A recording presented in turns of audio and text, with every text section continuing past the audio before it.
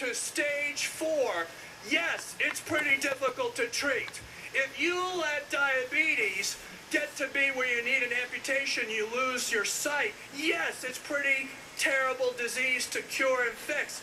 But if you intervene on first onset of schizophrenia, first onset of addiction, and put in place the kind of preventive measures that we would put in place if it were any other chronic illness, we would have a different trajectory, and people would not be forced to have their illness pathologized because of lack of care and the untreatment of the mentally ill that goes on for too long and creates too much disability and too much mortality.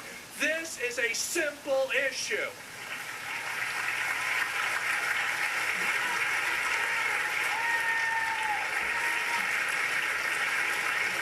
So, we need to be clear with Congress on our vision for a new mental health system. We cannot allow them simply to move deck chairs on the Titanic. You understand what I'm saying?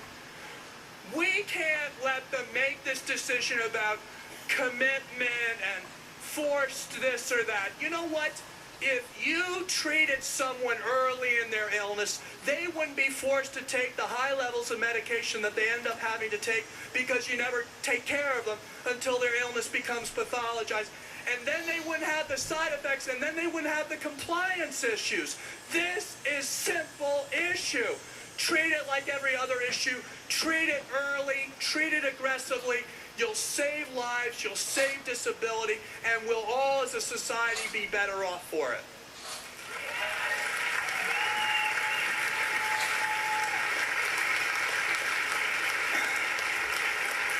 Now on the commitment issue, because it's the most controversial out there. Commitment to what? Okay? Why don't we have the same expectations and standards for care for the mentally ill that we expect for every other physical illness?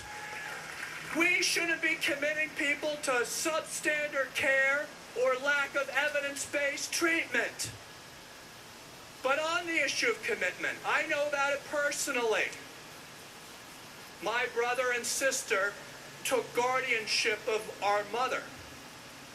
So no one needs to talk about these issues to me, because like my mother, I have serious depression and bipolar, and like my mother, I struggle with addiction and alcoholism, and like my mother, someday, God forbid, my children have to save my life.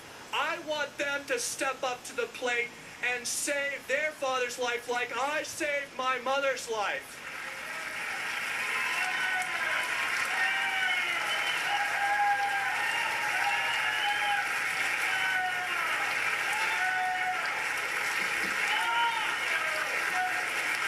So, I come back to it. You got my refrain, this is simple.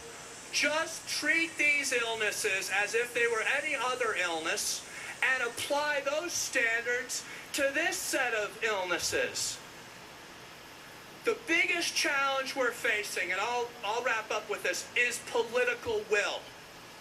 And that political will is a reflection of the lack of understanding, and it's the result of cultural indifference and bigotry, which feeds the prejudice and discrimination that affects those with mental illness like myself. So my proposal would be, let's, like the Civil Rights Act, we had to pass the Voting Rights Act to define what we meant by civil rights. Then we had to pass the Fair Housing Act to define what we meant by civil rights. Then we had to pass the Fair Employment Act to define what we meant by civil rights. I hope we don't have to go around and begin to define what is common sense, what is basic.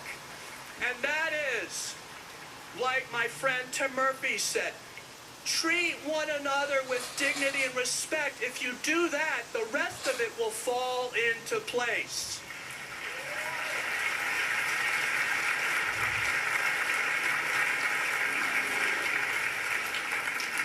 And I'll conclude conclude with this. My father was known for compromises. Now, no one said that my father capitulated.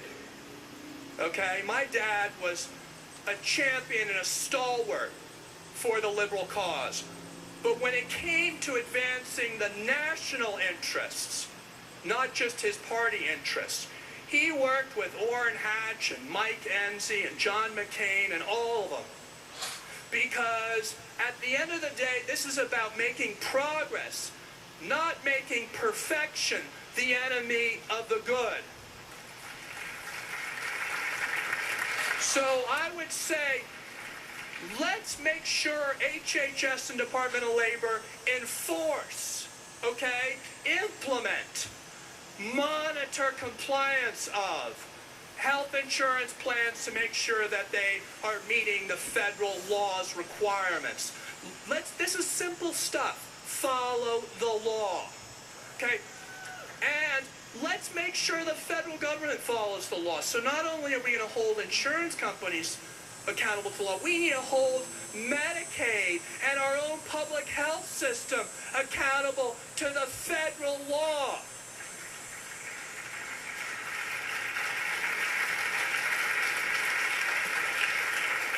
So, you know, to my Republican friends, this is easy. Just do what everyone says. Follow the law. You know, you pass laws, now you got to live by them. Apply it to Medicaid. If you're, you know, my Democratic friends say, apply the law to these managed care organizations who like to impose higher treatment and financial limitations on those suffering from mental illness. Follow the law. Let's implement it. Let's monitor compliance. And then let's do the other things that we know is going to make a difference in deinstitutionalizing people from the new institutions, the jails and the prisons, so that we can finally treat people with the dignity and respect that they deserve. And we have a moment of time now, because the newest population that are within our ranks are returning veterans from Iraq and Afghanistan, suffering from the quote-unquote invisible wounds of war. So any member of Congress who said, oh, well, those are the mentally ill and those people with addiction, they're not a very popular crowd around here, you know, because, you know, they don't stack up in the measurement of political, you know, power in this town.